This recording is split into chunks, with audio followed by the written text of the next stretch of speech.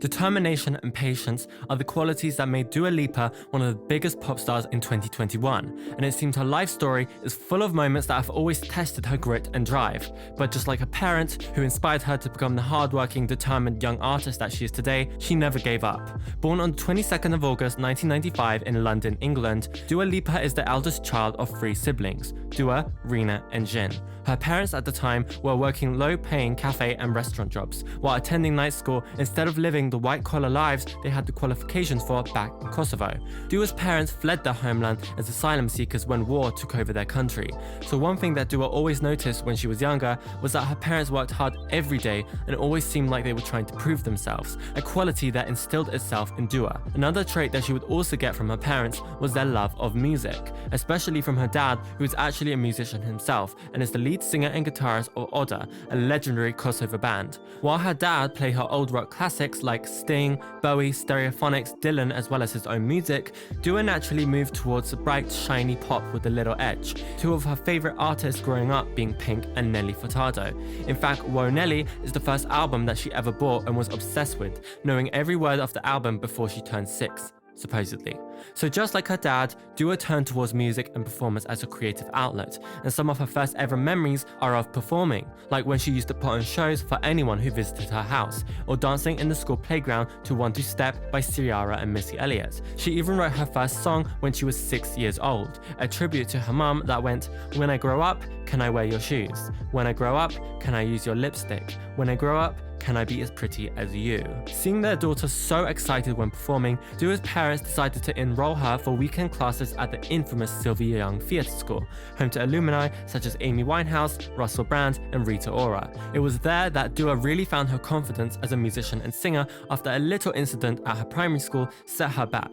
When she had tried to join her primary school's choir, Dua was told she couldn't sing in front of everyone else at the auditions, as when the choir teacher tested her higher range, Dua couldn't make much sound except a squeak, which is funny because she's now known for her low, husky voice. The criticism really affected Dua until she joined Sylvia's, where her singing instructor Ray bumped her up for classes with the older kids because he really liked her voice. He put me in a class with 14 and 15-year-olds and made me sing in front of the whole class. I'd be like the smallest little girl singing, but he helped me build up my confidence. As a young girl, she always had musical ambitions, but never thought that being a singer was actually a real job. When people used to ask what I wanted to be, I'd always say a singer, but I never thought it was a real job. I thought it was as far-fetched as cartoon characters on TV. But when she joined Sylvia's, everything changed for Dua, as she started to take part in concerts and sing for bigger and bigger crowds, until her dad was offered a high-paying job in Kosovo that he just couldn't refuse, and Dua had to move with all her family. Initially, she was excited.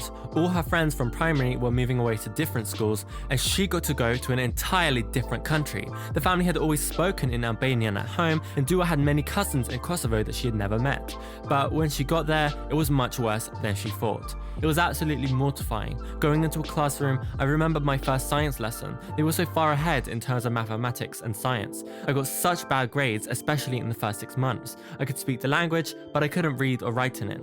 However, it wasn't all doom and gloom. It was in Pristina, Kosovo, her new home, that she discovered her second biggest musical love, hip-hop. There weren't many musicians touring Kosovo, but when they did, Dua was the first to sign up, and her first ever concert was seeing Method Man and Redman, 50 Cent, and then Snoop Dogg. After 4 years, still thinking about her musical dreams and how Kosovo didn't have the opportunities to provide the musical launchpad she needed, Dua asked her parents to let her go back to London on her own to pursue music. Her parents weren't entirely sold, so she came up with a trick, telling her parents that her main goal was actually to go to a good British university.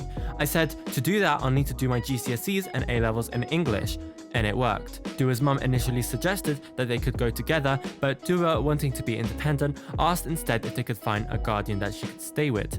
They did, but, well, they found someone for me to live with, a girl they knew from Kosovo who was doing her masters in London, which made them feel more at ease. But she really didn't give a damn about what I was doing at all. Sometimes when I felt like I really needed someone to talk to, she literally didn't care. The only time she did care was when she went into my messy room while I was at school and took pictures and sent them to my mum to snitch me up.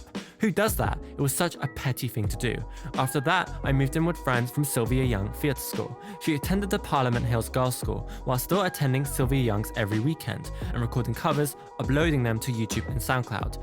Things were okay. Her parents would send her an allowance, promising to support her as long as she stayed in school, and she did eventually get all A's in her exams.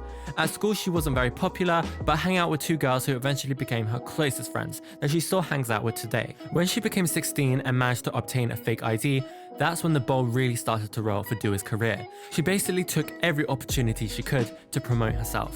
While uploading her covers weekly onto YouTube, which she now filmed in her boyfriend's bedroom studio, she would go to clubs in London like Coco and try to find anyone who was in the music industry to promote her music too. I was like, if you like my covers and you like my voice, maybe we should work together. She also started her own fashion lifestyle blog called Dua Daily, which she used to promote her music links and connect with the little number of fans that she had. And 2 years later, after she had quit school and was working at the restaurant La Bodega Negra, she got extremely lucky when she was spotted by a modeling agent who signed her up and eventually landed her jobs for Topshop and X Factor, which would be incredibly important to her career. This is how.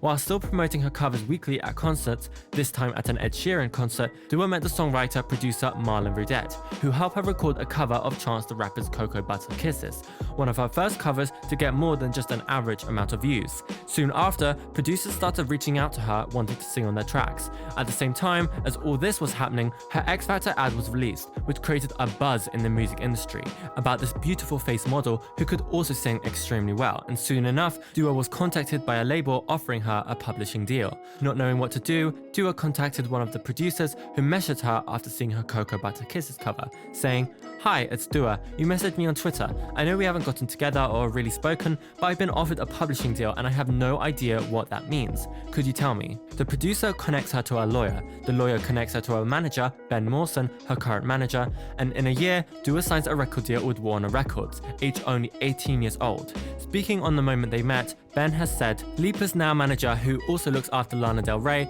was initially impressed with her presence, personality, and beautiful voice, but most of all her drive. That's what really stood out for me. I want to look in their eyes and see they really want it. Apart from her talents, one of her defining factors is ambition.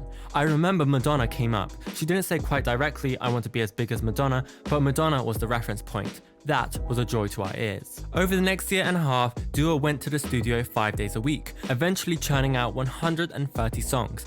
25 she thought were good and 12 that she thought were perfect, which would make up her eventual debut album, Dua Lipa, released on the 2nd of June 2017. The album would go on to sell over 11 million records worldwide and create a mammoth ton of hits, including Be The One, Hotter Than Hell, Blow Your Mind, New Rules, and Idgaf. If you would like a part 2 on everything that happened after her debut album, comment down below. Do you think Dua Lipa and her story possess that special pizzazz that all those former rock stars do? What do you think lies in the future of Dua Lipa? Where will she take us with her next album? Let me know in the comments down below, like the video, and subscribe if you're new.